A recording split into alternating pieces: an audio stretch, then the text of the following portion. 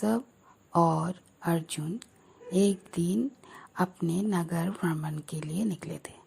नगर भ्रमण करते करते उन्हें एक दूर ब्राह्मण भीख मांगते हुए दिखाई पड़े। उनको ब्राह्मण को देख के अर्जुन का मन में बहुत दुख हुआ। अर्जुन ने सोचा कि मेरे नगर में कोई भीख भी कैसे मांग सकता है, वो भी ब्राह्मण। तो उन्होंने ब्राह्मण के पास जाके बोले कि ब्राह्मण महाराज अब भीख क्यों मांग रहे हैं। तो उन्होंने बोला कि मेरे पास धन दौलत नहीं है इसीलिए। तब अर्जुन ने उन्हें कुछ मोहर और कुछ पैसे दिए और बोले कि आप घर जाइए। ब्राह्मण घर चले गए। जाके उसको अपना एक घड़ा में रख दिए। वो घड़ा में रख के वो नहाने के लिए चले गए और उनकी पत्नी पानी भरने के लिए गई थी। उसी वक्त उस नगर में कुछ चोर घूम रहे थे। उन्होंने देखा कि ब्राह्मण और ब्राह्मणी दोनों घर पे नहीं है। उन्होंने उस घर में जाके कुछ चुराने के लिए सोचे। तो उन्हें उस घड़ा से पैसा की थैली मिल गई, तो वो लेके चले गए। ब्राह्मण जब नहा के आए तो देखा कि घर में वो उनका मोहर का थैली और पैसों का बैग कुछ भी नहीं है। वो देख के वो अपना सिर पकड़ लिए और फिर दूसरे दिन फिर वो भीख मांगने गए। जब वो भिक्षा मांग रहे थे तो अर्जुन और केशव फिर देखे कि वो भिक्षा मांग रहे हैं। केशव से अर्जुन ने बोला कि देखिए केशव, ये ब्राह्मण महाराज फिर भिक्षा मांग रहे हैं। फिर वो उनके पास जाके पूछे कि क्या बात है, कल तो आपको दिए, फिर आज आप भिक्षा क्यों मांग रहे हैं।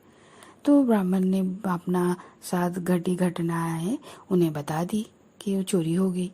तब अर्जुन ने उन्हें फिर एक मोती दिए, बोले इसको लेके जाइए, इससे आपका दुख दूर हो जाएगी। वो मोती लेके घर चले गए। घर में जाके एक पुराना कलश में रख दिए।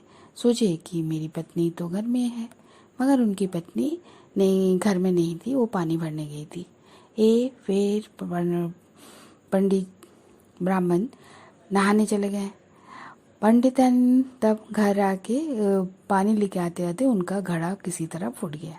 तब पंडिताइन घर आई और आके वो पुराना वाला घड़ा ले जाके धो धा के पानी भर के ले आई। पंडित जब नहा के आए तो बोले कि पंडिताइन आज हमें फिर एक मोती मिला है।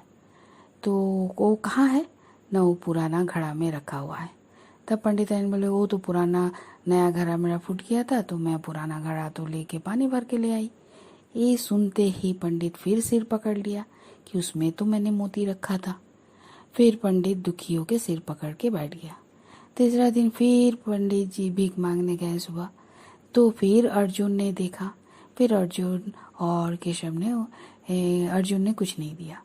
तब केशव को बोला आप ही कुछ दीजिए प्रभु, मैं क्या करूं, आप ही देखिए। तब केशव ने उन्हें 2 आना दिए। 2 आना देख के फिर वो चले गए।